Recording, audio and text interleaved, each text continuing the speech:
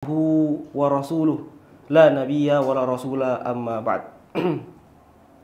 Qala tabaraka wa ta'ala ya ayyuhalladzina amanu taqullaha haqqa tuqatih wa la tamutunna illa wa antum muslimun.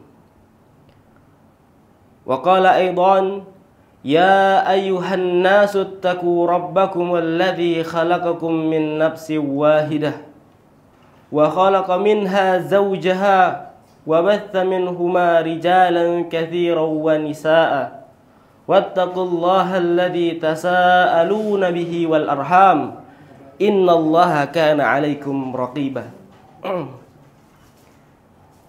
Fa inna asdaqal hadits kitabullah wa khairal huda huda Muhammadin sallallahu alaihi wasallam wa syarrul umuri muhdatsatuha wa kullu muhdatsatin bid'ah wa kullu bid'atin dhalalah wa kullu dhalalatin finnar.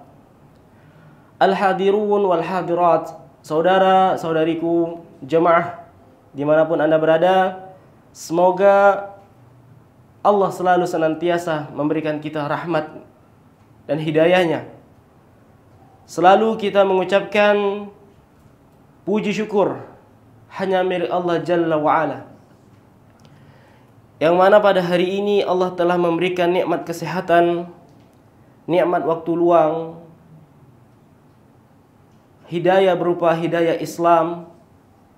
Kita dapat mengamalkan sunnah-sunnah Nabi Sallallahu Alaihi Wasallam, merupakan sebuah nikmat yang begitu agung. Salawat dan salam semoga selalu senantiasa tercurahkan kepada baginda Nabi Muhammad sallallahu alaihi wasallam beserta seluruh keluarganya, anak-anak beliau, para sahabat-sahabat, para tabi'in, para pengikutnya, dan semoga Allah Jalla wa'ala meridhai kita agar dapat berkumpul dengan mereka di surga Firdaus kelak. Allahumma amin. Alhamdulillah, dengan izin Allah yang mana kami mengucapkan jazakumullahu khairan kepada keluarga besar Rumah Sakit Air Bunda, kemudian juga dengan Travel Umroh Al-Manal dan tim media dan rekan-rekannya sekalian yang telah menggerakkan dakwah kita. Semoga Allah meridhai dakwah kita dengan penuh keikhlasan dan semoga menjadi amal jariah untuk dokter kita Ibrahim rahimahullah ta'ala. Selalu kita mendoakan beliau agar beliau diampuni segala dosa-dosanya, dijauhkan dari siksa kuburnya, dan semoga kita dapat bertemu dengan beliau di surganya kelak. Allahumma amin. Jamaah sekalian, pertemuan kali ini kita membahas hadis Arba'in An-Nawawi karya Imam An-Nawawi, hadis yang ke-6, hitam putih abu-abu. Berhati-hatilah dengan syubhat yang menipu. Hadis yang ke-6 ini berkaitan tentang halal dan haram. Namun di antara halal dan haram ada perkara yang abu-abu, samar-samar. Samar-samar. Dibilang halal ya tidak halal, dibilang haram bisa kemungkinan jatuh kepada keharaman. Kita akan bahas insyaallah. Hadis ini dari sahabat An Abi Abdullah Nu'man bin Bashir Al-Ansari radhiyallahu anhu. Sebelum kita masuk ke redaksi hadis, kita ingin mengulik sedikit siapa sih sesosok Abi Abdullah Nu'man bin Bashir. Beliau termasuk golongan sahabat yang dinobatkan sigori sahabah, sahabat-sahabat yang masih terbilang kecil, sahabat-sahabat yang masih terbilang muda. Mengapa demikian? Karena Abi Abdullah Nu'man bin Bashir Al-Ansari termasuk bayi pertama yang terlahir di kota Madinah setelah hijrahnya Nabi sallallahu alaihi wasallam. Beliau meriwayatkan 114 hadis. Syukran. Dari Nabi sallallahu alaihi wasallam.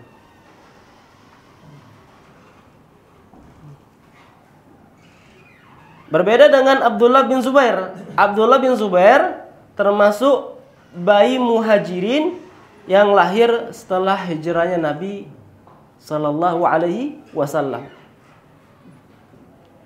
Jadi ketika Nabi Muhammad sallallahu alaihi wasallam wafat, Abi Abdullah Nu'man bin Bashir ini usia beliau baru menginjak 8 tahun 10 bulan. 8 tahun 10 bulan. Masih sangat muda sekali. Dan selama beliau menjadi sahabat Nabi sallallahu alaihi wasallam, ia mendapatkan amanah menjadi gubernur Kufah yang sekarang terkenal itu kota Irak. Baik. Qala sami'tu Rasulullah sallallahu alaihi wasallam yaqul. Ia berkata, aku mendengar Rasulullah sallallahu alaihi wasallam berkata, innal halala bayyinun. Sesungguhnya sebuah perkara, sesungguhnya yang halal itu jelas. Sesungguhnya yang halal itu jelas. Wa innal harama bayyinun. Dan sesungguhnya yang haram itu juga jelas. Wa bainahuma umurun mushtabihatun la ya'lamuhunna katsirun minan nas. Dan di antara keduanya, antara halal dan haram, itu terdapat perkara yang syubhat, yang samar-samar, yang masih abu-abu. La ya'lamuhunna katsirun minan nas. Banyak dari kalangan manusia tidak mengetahui hukum-hukum berkaitan tentang perkara yang samar-samar tadi. Apa yang dimaksud dengan innal halala bayyinun? Bahwasanya suatu perkara yang halal itu jelas. Seperti jual beli. Kemudian mengembala hewan ternak, menikah, kemudian makan buah-buahan, halal. Adapun yang dia innal harama bayyinun, sesungguhnya yang haram itu juga jelas. Apa itu? Seperti makan daging babi. Secara zatnya makan daging babi, kemudian zina, judi, haram. Mabuk-mabukan, haram.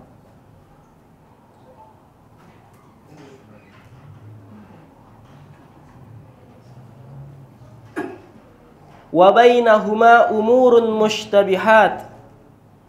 Dan di antaranya itu ada perkara yang samar-samar. Perkara yang syubhat.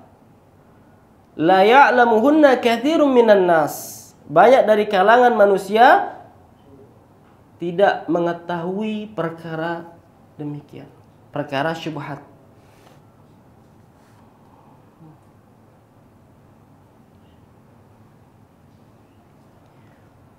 Karena perkara syubhat sebuah perkara yang diperselisihkan oleh para ulama. Ada yang para ulama menghalalkannya, dan ada juga sebagian para ulama mengharamkannya. Dan bahkan ada yang tawakuf, belum memiliki hukum tertentu. Kemudian bisa juga berkaitan tentang sepintas dalil-dalilnya kontradiksi.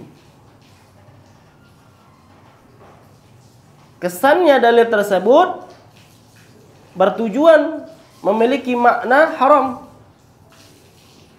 Namun satu sisi dalil tersebut bisa hukumnya makruh.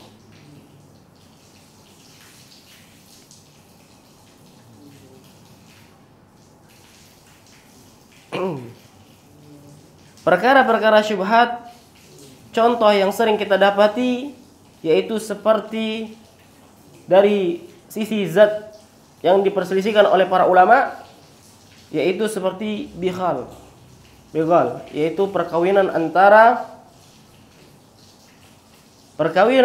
antara kuda betina dan juga keledai yang telah dijinakkan. Maka menyatunya antara dua hewan yang halal dan haram, syubhat, terjadinya sebuah perkara yang masih samar-samar. Jadi apabila kita ingin berhati-hati, maka kita jauhkan. Sama ibarat perkawinan antara sapi dengan, mohon maaf, babi. Dikawinkan dia. Jadi perkawinan antara hewan yang halal dan haram, terjadi suatu syubhat di situ yang samar-samar. Maka apabila kita ingin wara, berhati-hati, maka kita tinggalkan. Hal demikian. Baik.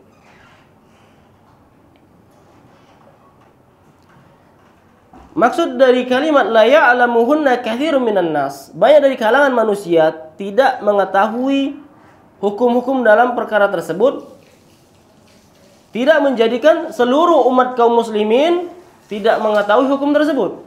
Karena dalam ranah syubhat ini, ranahnya para thalabul ilmi dan ranahnya para al-mujtahidin, para ulama yang berijtihad mengeluarkan dalil-dalilnya, yang mana menukil dalil-dalil.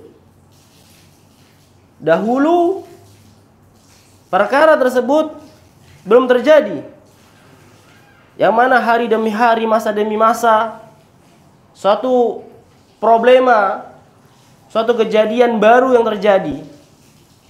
Dulu tidak ada, sekarang ada.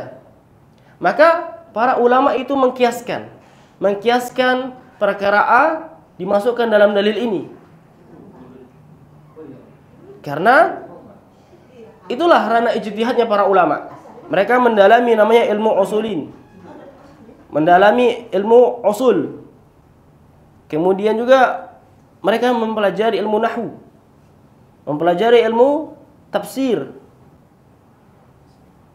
Agar mengetahui bahwasanya apa sih tujuan Allah membuat suatu syariat.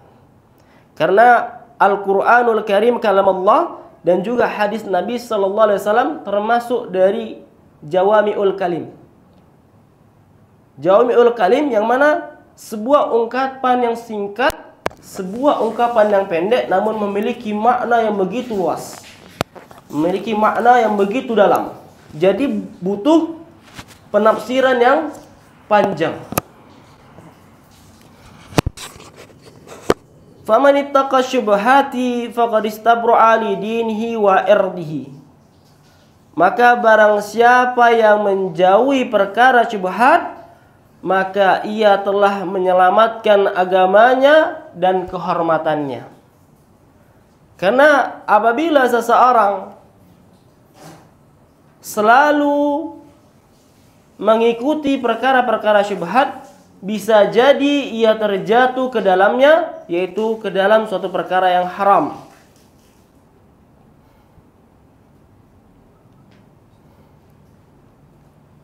Wa man waqa'a fi syubhati waqa'a fil harami. Maka Rasulullah bersabda, dan barang siapa yang terjatuh dalam perkara syubhat, maka ia akan terjatuh kepada perkara yang diharamkan. Sama tak ubahnya an-nabi, anggur. Anggur hukum asalnya mubah. Namun apabila anggur itu difermentasi dengan tempo waktu yang begitu panjang, sehingga jadilah ia minuman yang dapat memabukkan. Apa hukumnya? Haram. Kullu muskirin haramun. Setiap memabukkan itu haram. Meskipun hukum asalnya anggur itu boleh seperti buah-buahan biasanya. Karra'i yar'a haulal hima yushiku ayyarta'a fihi. Seperti seorang pengembala yang membawa hewan-hewan ternaknya, yang mana ia berada di dekat pagar larangan, pagar milik orang lain, yang dikhawatirkan ia akan masuk ke dalamnya. Dahulu bangsa Arab sangat banyak profesi mereka itu menjadi pengembala, Pak. Jadi mereka mengembala imma kambing mereka sendiri atau domba-domba mereka sendiri, ataupun hewan ternak milik orang lain. Namanya di padang rumput yang begitu luas, rumput itu hijau semua. Namun ada batasan-batasan yang mana hewan ternak tersebut nggak boleh lewat. Kenapa? Karena ini sudah milik orang lain. Haram hukumnya untuk memakan rumput tetangga atau rumput milik orang lain. Samar-samar dia, rumputnya sama-sama hijau. Namun apabila pengembala tersebut selalu gemar dia mendekati pagar tersebut, pagar milik orang lain, ya mungkin pagarnya tidak begitu tinggi, dan mungkin pagarnya tidak begitu seluas padang rumput yang begitu luasnya. Maka ketika itu bisa terjadi ia melakukan keharaman, hewan ternaknya masuk ke wilayah milik orang lain. Haram. Karena itu bukan hak kita. Karena telah masuk ke daerah pemilik orang lain. Dan dikhawatirkan yushiku ayyarta'a fihi, dikhawatirkan akan masuk ke dalamnya. Ini sebuah perumpamaan. Jadi kalau misalkan kita yang butuh dengan ilmu perkara syubhat ini, kita harus memperhatikan juga dengan para guru-guru kita. Apabila mungkin ia menyampaikan sebuah perkara yang masih samar-samar, maka kita tanyakan kepada yang lebih ahlinya. Maka kita harus memahami asal-usul dari para asatidzah kita ketika menyampaikan dakwanya. Dari mana ia belajar, itu penting. Mengapa demikian? Karena ada sebagian asatidzah yang mana ia belum mempelajari tentang ranah fikih khilafiyah. Fikih khilafiyah, yang mana para ulama di situ berselisih. Perkara puasa, bab puasa, zakat, hukum ranahnya khilafiyah. Ia belum pernah mempelajari ranah khilafiyah, namun ia berani menyampaikan kajian tentang khilafiyah. Ini bahaya. Sangat berbahaya. Karena kita pun ketika disampaikan oleh para dosen yang ada di STD Imam Syafi'i, ada sebagian dosen yang dia mengajarkan kepada kita dalam ranah fikih ibadah, fikih puasa. Ketika kita bertanya, aina qala raji ya Ustaz? Mana perkataan yang kuat di antara 4 qaul madhab ini? Imam Syafi'i, Maliki, Hambali, Abu Hanifah. Beliau mengatakan, khud al-adilla aqwa. Ambil perkataan mereka yang paling kuat dalilnya. Sedangkan para ulama fuqaha arba'ul madzahib, ulama fikih yang masyhur ini, mereka memiliki dalil yang sama-sama kuat. Menyampaikan dalil dari Al-Qur'an dan hadis. Dan ranah itu butuh pembelajaran, butuh pendalaman dalam mengambil perkataan yang kuat. dalam ranah fikih. Jadi tidak boleh sembarangan dalam ranah fikih khilafiyah. Ala wa inna likulli malikin himan. Ketahuilah bahwa setiap penguasa memiliki larangan-larangan, memiliki undang-undang, memiliki ketetapan-ketetapan. Ala wa inna himallah maharimuhu. Dan ketahuilah bahwasanya larangan Allah adalah apa yang diharamkan.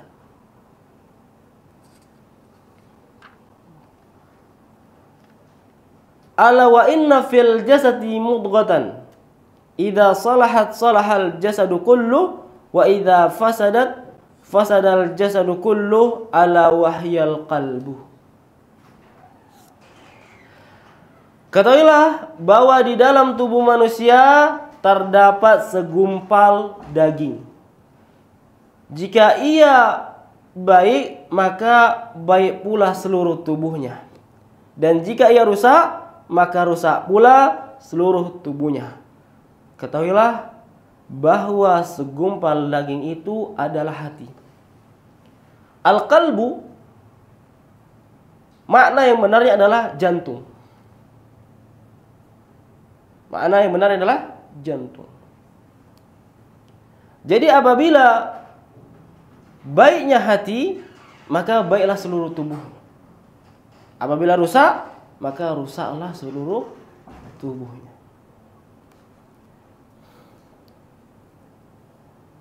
Hadis ini memiliki manfaat yang sangat agung. Sebagaimana dikatakan Imam Abu Dawud rahimahullah ta'ala, hadis ini merupakan 1/4 dari Islam.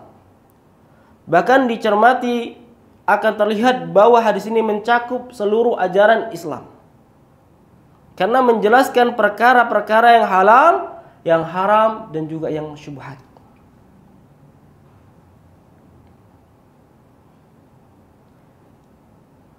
Hadis ini menjelaskan ada 3 perkara dan hukumnya. Yang pertama, jelas-jelas halal, jelas-jelas dilarang atau diharamkan, kemudian syubhat.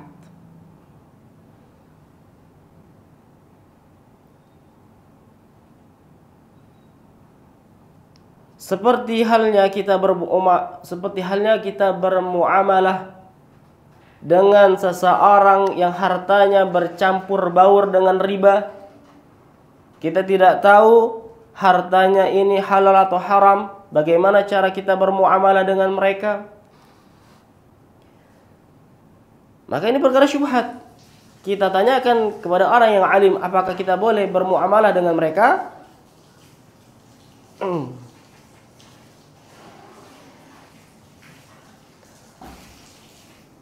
Atau mungkin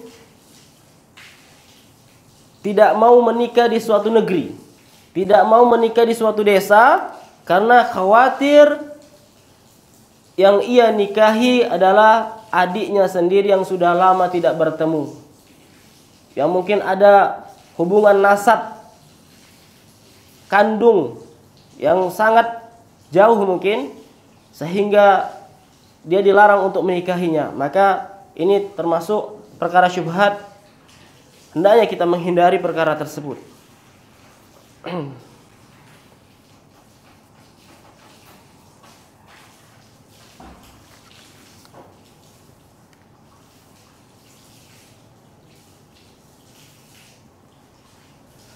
Allah Jalla wa'ala menurunkan Al-Quran kepada Rasulullah Sallallahu Alaihi Wasallam dan menjelaskan di dalamnya untuk umat tentang halal dan haram. Allah Jalla wa'ala berfirman, wa nazzalna 'alaikal kitaba tibyanan likulli syai'.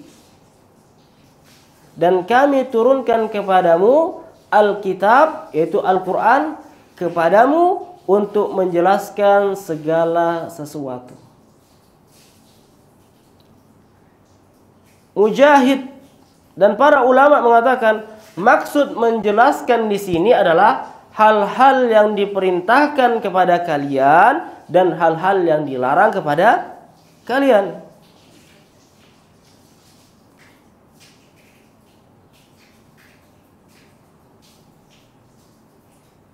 Dan Allah Jalla wa'ala berfirman, "Wa ma lakum alla ta'kulu mimma dzukira asmallah alaihi wa qad fassala lakum ma harrama alaikum illa ma turirtum ilaihi."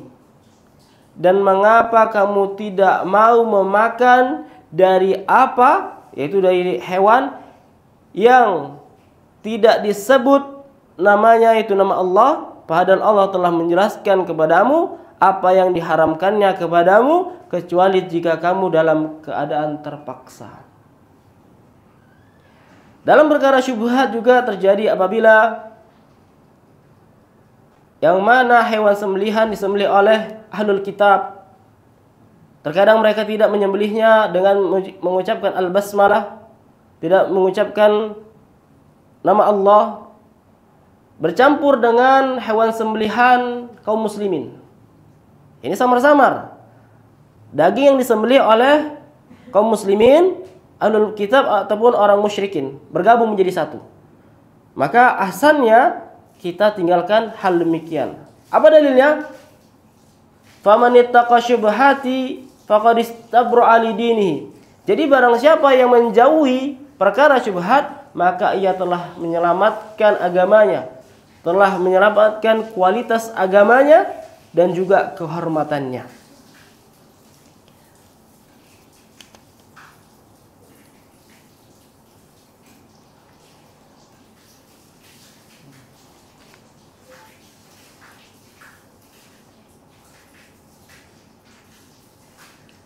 Tentang halal dan haram ada sebagian yang lebih jelas dari yang lainnya. Masalah yang paling jelas dijelaskan oleh Nabi SAW adalah masalah tauhid. Mentauhidkan Allah, beribadah hanya kepada Allah, tidak kepada yang lainnya, mengikuti sunnah Nabi SAW dan para sahabatnya, ittiba' kepada manhaj mereka. Begitu juga yang diharamkan oleh Allah dan Rasulnya, jelas Allah dan Rasulnya mengharamkan perbuatan syirik, menyekutukan Allah dengan sesuatu, berdoa meminta kepada selain Allah, maka itu haram. Syirik ini banyak versi-versinya, yang mana hari ini telah kita dapatkan. Ada saudara kita yang menyembah pohon, ada yang menganggap bahwasanya tempat itu tempat keramat. Kalau kita kasih sesajen, maka nanti rezeki kita melimpah. Meskipun dia telah beribadah kepada Allah, dia salat 5 waktu, namun dia melakukan ibadah lain, meyakini meminta pertolongan kepada makhluk, baik itu masih hidup ataupun telah meninggal. Mau berdoa kepada orang yang alim yang telah wafat di kuburan, berzikir di sana, nangis-nangis di sana. Ini syirik. Meskipun ia melakukan ibadah umrah, melakukan ibadah haji, melakukan salat, ini disebut dengan syirik. Pakai cincin ini yang mana diisi segala macam agar menjadi pemanis, pemikat lawan jenis, naudzubillah. Ini perbuatan syirik. Maka sia-sia amalan kita.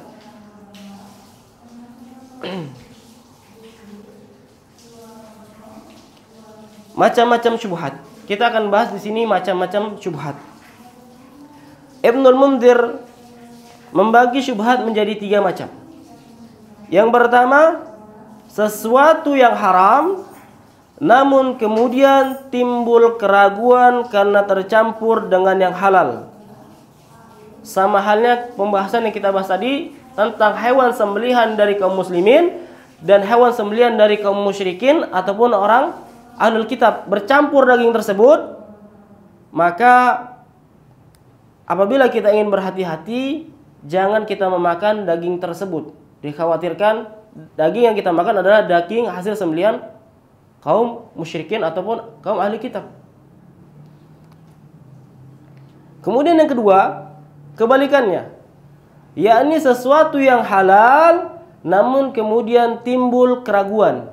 Apa contohnya? Seperti seorang istri yang ragu apabila ia telah dicerai atau belum. Seorang istri ragu, saya ini sudah dicerai suami saya atau belum nih? Ragu dia. Atau mungkin seseorang yang sudah berwudu, seorang yang sudah ambil wudu merasa ragu, apakah saya harus berwudu? Apakah saya sudah berwudu? Ragu dia. Padahal hakikatnya dia sudah berwudu. Maka apabila keraguan itu timbul, maka ia harus berwudu lagi. Al-yakinu la yazalu bisyak.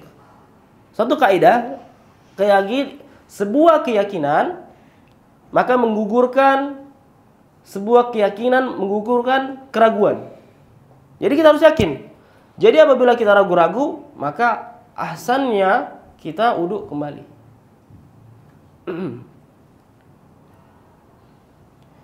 Kemudian sesuatu yang diragukan, yang ketiga adalah sesuatu yang diragukan halal haramnya. Dalam masalah ini kita bisa mengambil pelajaran dari Nabi SAW. Ketika itu Rasulullah melihat kurma yang terletak di atas tikarnya. Beliau tidak makan kurma tersebut karena khawatir kurma tersebut adalah kurma yang akan dizakati.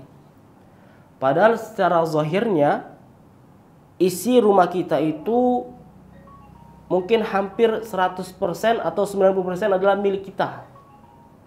Namun beliau khawatir karena kurma tersebut bukanlah kurma yang beliau panen dari kebun. Ini punya siapa nih kurma nih? Meskipun satu kurma. Karena jiwa waraknya beliau, berhati-hatinya beliau, dikhawatirkan kurma tersebut adalah kurma yang akan dizakati atau yang akan disedekahkan, maka beliau tidak memakan kurma tersebut.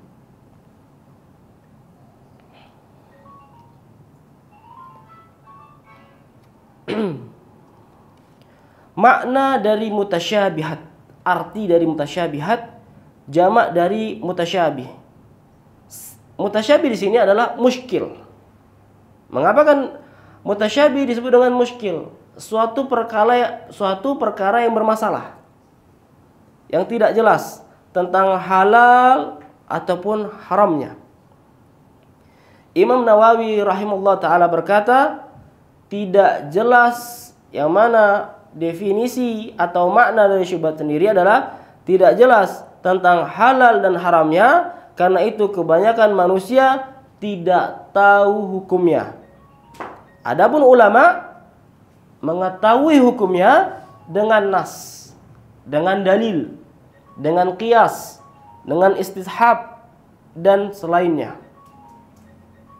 Apabila ia ragu tentang suatu hal, sesuatu antara halal dan haram, sedangkan dalil dan ijma' tidak ada, maka seorang mujtahid diperbolehkan untuk berijtihad.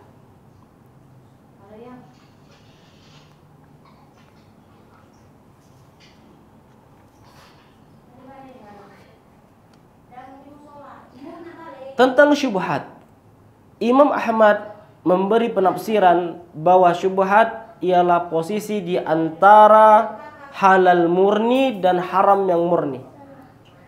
Imam Ahmad berkata, barang siapa menjauhi syubhat, maka ia mencari kebersihan,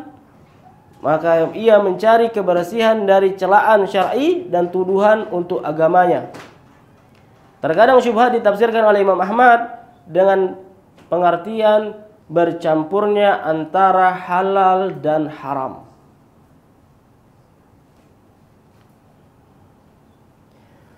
Yang mana kita bahas tadi berkaitan tentang kita interaksi kepada seseorang yang hartanya bercampur antara harta halal dan harta yang haram.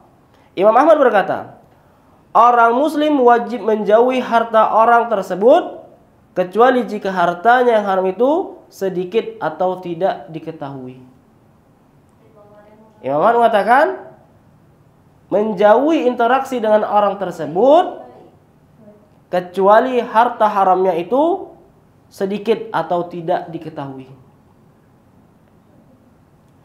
Namun para sahabat berbeda pendapat, apakah harta orang tersebut makruh atau haram? ada dua pendapat dalam masalah ini. Jika sebagian besar harta orang tersebut halal, maka jika sebagian besar harta orang tersebut adalah halal, maka orang muslim boleh berinteraksi, boleh bermuamalah dengannya dan makan hartanya, karena Haris meriwayatkan dari Ali bin Abi Thalib yang berkata tentang hadiah dari penguasa. Hadiah-hadiah tersebut tidak ada masalah, apa yang diberikan kepada kalian dari yang halal itu lebih banyak daripada yang diberikan kepada kalian yang haram. Tak ubahnya Nabi sallallahu alaihi wasallam pernah berinteraksi kepada para Yahudi ketika ingin membeli gandum. Ia menggadaikan baju besinya, menukarkan dengan puluhan gandumnya, kemudian bagi hasil dengan kaum musyrikin di tanah Khaybar ketika Nabi SAW telah menaklukkan Khaybar, yang mana Nabi dan para sahabat sibuk dengan berdakwah dan berjihad, tidak sempat mengurus ladang, tidak sempat mengurus kebun-kebun kurma, yang mana di situ Rasulullah SAW bagi hasil dengan mereka. Wallahu a'lam bishawab. Pendapat yang kuat diperbolehkan kita bermuamalah dengan mereka.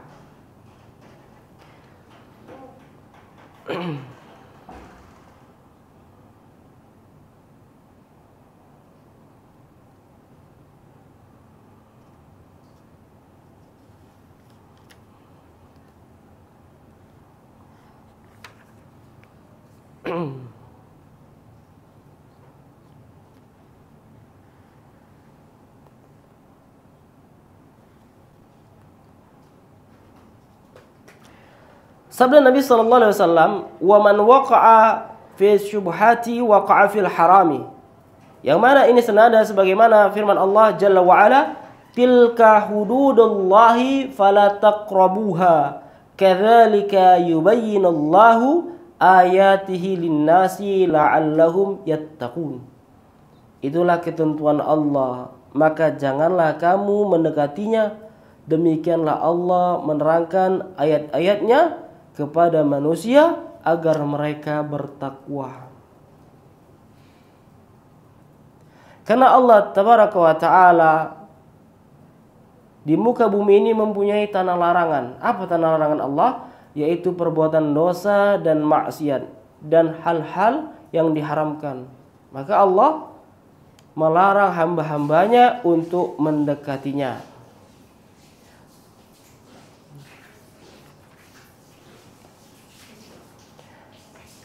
Diriwayatkan dari Ibnu Umar radhiyallahu anhuma, ia berkata, "Sungguh aku ingin membuat pembatas dari yang halal antara aku dengan yang haram yang tidak aku robek." Perkataan Ibnu Umar ini, ia ingin ada batasan antara yang halal dengan yang haram. Afwan, yang mana perkataan Ibnu Umar ini dia ingin membatasi dirinya dengan perkara syubhat. Karena perkara syubhat itu ibarat tengah-tengah. Ini halal, ini haram, maka syubhat di tengah-tengah. Dia masuk ranah halal atau haram. Baik. Beberapa perkataan ulama tentang syubhat, sebagaimana dikatakan oleh As-Sawri berkata, dikatakan bertakwa.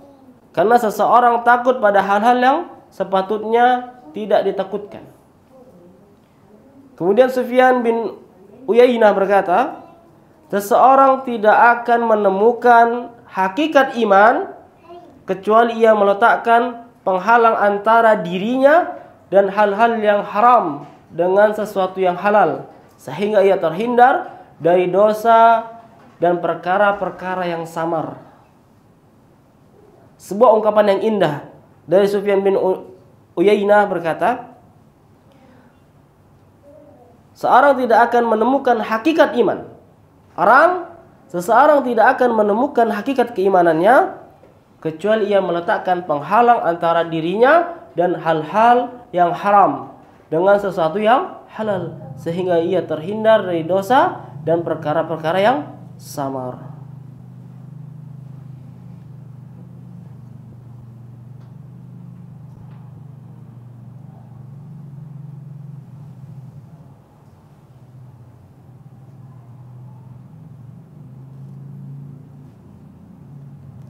Imam Bukhari meriwayatkan dari jalur Al-Qasim bin Muhammad dari Aisyah radhiyallahu anha yang berkata, Abu Bakar memiliki budak. Dahulu Abu Bakar memiliki budak laki-laki yang menyerahkan hasil kerjanya kepada Abu Bakar. Yang mana pada suatu hari budak tersebut datang membawa sesuatu kepada Abu Bakar, kemudian Abu Bakar memakannya. Budak tersebut berkata kepada Abu Bakar, "Tahukah engkau apa yang engkau makan tadi?" Abu Bakar menjawab, "Tidak, aku tidak mengetahuinya." Budak tersebut berkata, "Aku pernah menjadi dukun untuk seseorang pada masa jahiliyah. Padahal aku tidak bisa menjadi dukun yang baik. Aku tipu orang tersebut, kemudian ia memberiku uang. Itulah yang engkau makan." Kemudian Abu Bakar memasukkan tangannya ke dalam mulutnya dan memuntahkan makanan tersebut. Inilah salah satu jiwa waraknya Abu Bakar radhiyallahu anhu.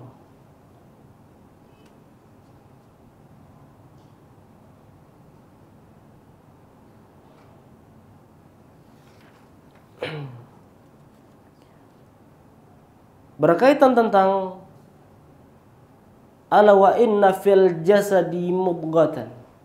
Ketahuilah bahwasanya di dalam jasad setiap insan itu ada segumpal daging. Apa segumpal daging itu? Adalah hati. Idza salahat salahal jasadu kulluhu wa idza fasadat fasadal jasadu kulluhu. Ala wahya qalbu. Apabila hati tersebut baik, maka baiklah seluruh organ tubuhnya. Maka apabila hati tersebut rusak, maka rusaklah seluruh organ tubuhnya. Hati yang baik. Baik buruknya seseorang tergantung hatinya. Karena hati merupakan bagian terpenting dalam tubuh manusia. Bahkan secara medis mengatakan bahwasanya hati merupakan penentu bagi seseorang. Andai kata hati seorang baik, maka ia akan mampu mensuplai darah dengan baik ke seluruh tubuhnya. Yang mana Imam Syafi'i rahimahullah ta'ala berpendapat bahwa sumber akal adalah hati dan tempatnya di hati. Diperkuat oleh Allah Jalla wa'ala dalam firman-Nya, lahum qulubul la yafqahuna biha. Mereka memiliki hati tetapi tidak dipergunakan untuk memahami ayat-ayat Allah. Dalam Quran surat Al-Hajj ayat 46 Allah berfirman, afalam yasiru fil ardi fatakuna lahum qulubun ya'qiluna biha. Maka tidak pernahkah mereka berjalan di bumi sehingga hati mereka dapat memahami. Inilah hati yang mana Allah ciptakan untuk kita seluruh manusia, yang dapat kita gunakan untuk mentadabburi Al-Quran, untuk membaca Al-Quran. Hati juga menggerakkan kita untuk melakukan qiyamul lail. Kemudian hati menggerakkan kita untuk bergaul dengan orang-orang yang saleh.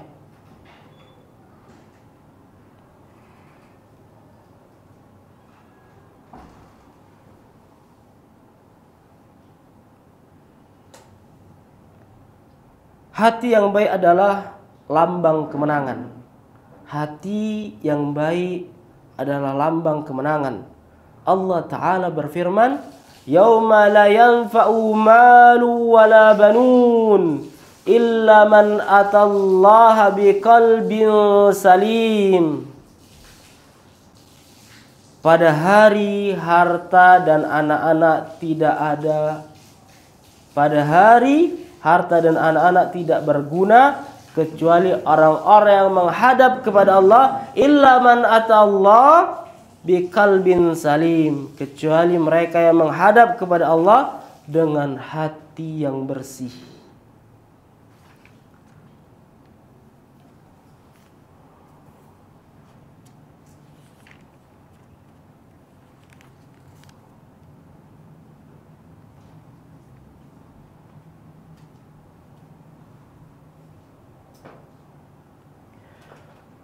Kita akan jelaskan sedikit berkaitan tentang mengapa terjadi sebuah perselisihan para ulama dalam suatu permasalahan.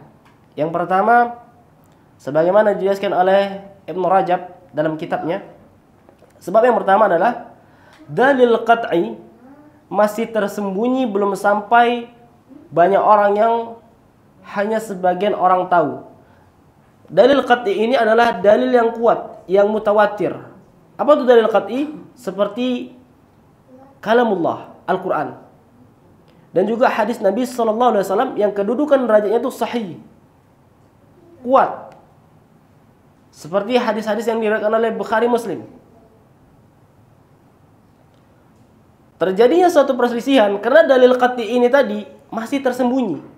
Tidak semua kalangan mengetahuinya. Bahkan dalam ranah para ulama, belum ada dari mereka menghafal seluruh hadis Nabi SAW. Sebagian dari mereka menghafal hadis, misalkan hadis Sahih Bukhari. Sahih Bukhari ribuan hadis. Belum lagi nanti hadis dari Sahih Muslim, Sunan Nabi Daud, Sunan Nasa'i. Banyak ribuan hadis. Jadi tidak ada para ulama yang menghafal hadis-hadis tersebut. Jadi hadis dari nas yang qat'i, yang kuat dia, mutawatir, yang tidak bisa diubah-ubah lagi, itu masih tersembunyi. Itulah yang menyebabkan terjadinya sebuah perselisihan ketika dalam sebuah permasalahan kontemporer, permasalahan yang baru. Maka kita tidak boleh sembarangan ini halal, ini haram, ini makruh, ini mubah. Karena kita harus merujuk para ulama membahas tentang masalah ini. Di zaman sekarang, apakah seseorang bisa dikatakan al-mujtahidin? Yang mana ketika kita mempelajari kitab usul fikih bersama Dr. Musyaffa Ad-Dar ini, beliau menjelaskan bahwasanya hari ini para asatidzah kita telah sampai derajat mujtahid. Karena sebagian mereka telah banyak menghafal dalil-dalil dari Al-Quran. Istihdar. Bukan hanya menghafal saja, namun dia bisa menghadirkan ketika permasalahan A dikeluarkan dalilnya. Kemudian juga menghafal ratusan hadis. Mengetahui tentang perkara usul fikih, nasikh wal mansukh, al-umum wal khusus. Dipelajari di situ semua. Kemudian perihal yang kedua, sebab yang kedua, terjadinya suatu perselisihan. Ada dua dalil dalam permasalahan, yang satu membolehkan, yang satu melarang.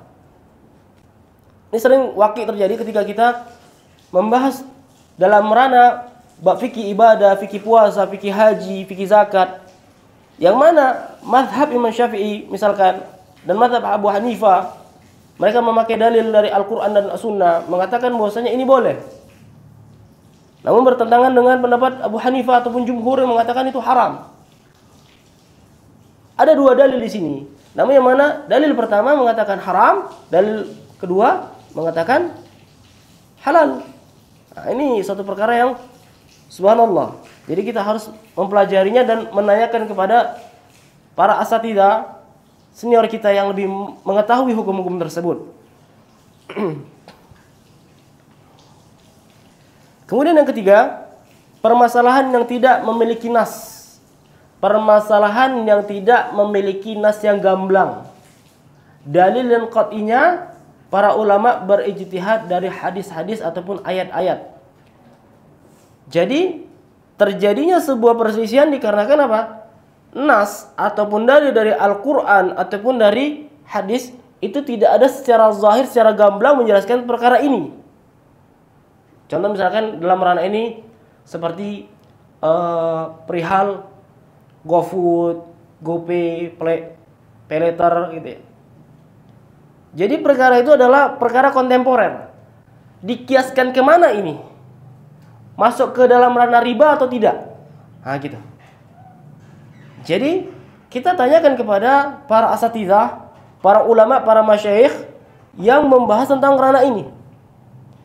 Berkembangnya zaman, para ulama juga berkembang dalam mencari pendalilan dan hukum tersebut. Kenapa? Karena mereka telah memiliki bekal, memiliki dasar dalam menukil sebuah permasalahan. Perkataan imam ini, perkataan ulama ini dinukil. Jadi ranah ijtihadi. Hadis ini masuk ke dalam ranah pembahasan ini, maka hukumnya haram. Atau halal ya.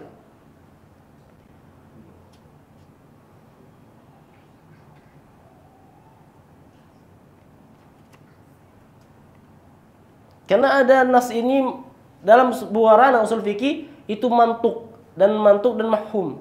Apa tuh mantuk? Yaitu secara redaksi dalilnya, pelafazannya.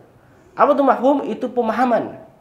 Maka para ulama al-mufassirin, para ulama tafsir itu memiliki tafsiran yang begitu panjang berkaitan tentang kalamullah dan hadis Nabi SAW. Bahkan seperti kitab yang kita bahas ini, Syarah Arba'in An-Nawawi, yang mana kitab ini adalah kutip kecil yang dalam kutip tersebut hanya berisi 42 hadis. Apabila ditambah 8 hadis dari karya Ibnu Rajab, maka menjadi 50 hadis. Kutip kecil, tipis. Namun para ulama berlomba-lomba dalam mensyarah kitab ini. Kenapa? Karena merupakan kalam Nabi sallallahu, merupakan sunnah Nabi sallallahu alaihi wasallam. Karena perkataan Allah dan juga Nabi sallallahu alaihi wasallam adalah jawami'ul kalim. Sedikit lafaznya namun mengandung makna yang begitu luas, mengandung makna yang begitu dalam.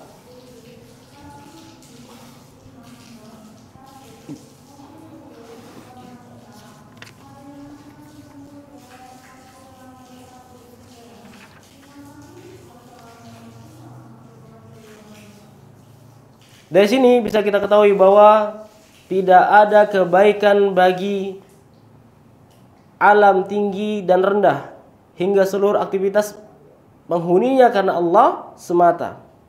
Seluruh tubuh memiliki aktivitas dan keinginan hati. Jika penggerak dan kehendak hati karena Allah semata, maka hati dan seluruh penggerak tubuhnya menjadi baik. Jika penggerak dan keinginan hati karena selain Allah, maka hati menjadi rusak. Kita tutup dengan sabda Nabi sallallahu alaihi wasallam, "Man ahabba lillah wa abghadha lillah wa a'ta lillah wa mana'a lillah faqad istakmalal iman." Barang siapa yang mencintai karena Allah, membenci karena Allah, memberi karenanya dan tidak memberi karenanya, sungguh ia telah menyempurnakan imannya. Al-Hasan rahimahullah ta'ala berkata, aku tidak melihat dengan mataku, berbicara dengan lidahku, bergerak dengan tanganku, dan berjalan di atas kakiku, hingga aku berpikir, apakah itu dalam ketaatan atau kemaksiatan. Jika dalam ketaatan, aku terus melangkah. Jika dalam kemaksiatan, aku mundur. Karena hati generasi salaf terbaik dan di dalamnya tidak ada keinginan kepada selain Allah Subhanahu wa taala, maka organ tubuh mereka menjadi baik dan tidak bergerak kecuali karena Allah Subhanahu wa taala dan kepada sesuatu yang di dalamnya terdapat keridhaan hanya kepada Allah Tabaraka wa taala. Al-hadirun wal hadirat, semoga Allah Subhanahu wa taala menetapkan keimanan kita agar selalu senantiasa bertauhid hanyalah kepadanya. Dan semoga kita wafat dalam keadaan Islam. Selalu kita berdoa kepada Allah, ya muqallibal qulub, tsabbit qulubana ala dinik. Ya musarrifal qulub, sarrif qulubana ala ta'atik. Wahai yang membolak-balikkan hati, tetapkan hati kita atas ketaatanmu. Karena yang milik hati siapa? Allah Jalla wa'ala. Maka kita selalu mengingatkan untuk diri kita pribadi dan untuk saudara kita, aslihu niyatakum, aslihu niyatakum. Perbaikilah hatimu, baik dalam beribadah, baik dalam menuntut ilmu, baik dalam bermuamalah. Karena hati adalah merupakan penggerak untuk seluruh organ tubuh kita. Apabila dia baik, maka baik juga. Maka apabila hati kita rusak, maka rusaklah seluruh amalan kita. Taib. Insyaallah dengan izin Allah kita akan lanjutkan pertemuan yang akan datang perihal tentang ad-dinun nasiha. Agama adalah nasihat. Insyaallah pertemuan yang akan datang kita akan membahas 2 hadis sekaligus agar insyaallah kita selesaikan kitab Arba'in An-Nawawi ini. Baik. Aku qauli hadza astaghfirullah li wa lakum wa li sairil muslimin wal mu'minat astaghfiru innahu wal ghafurur rahim. Assalamualaikum warahmatullahi wabarakatuh.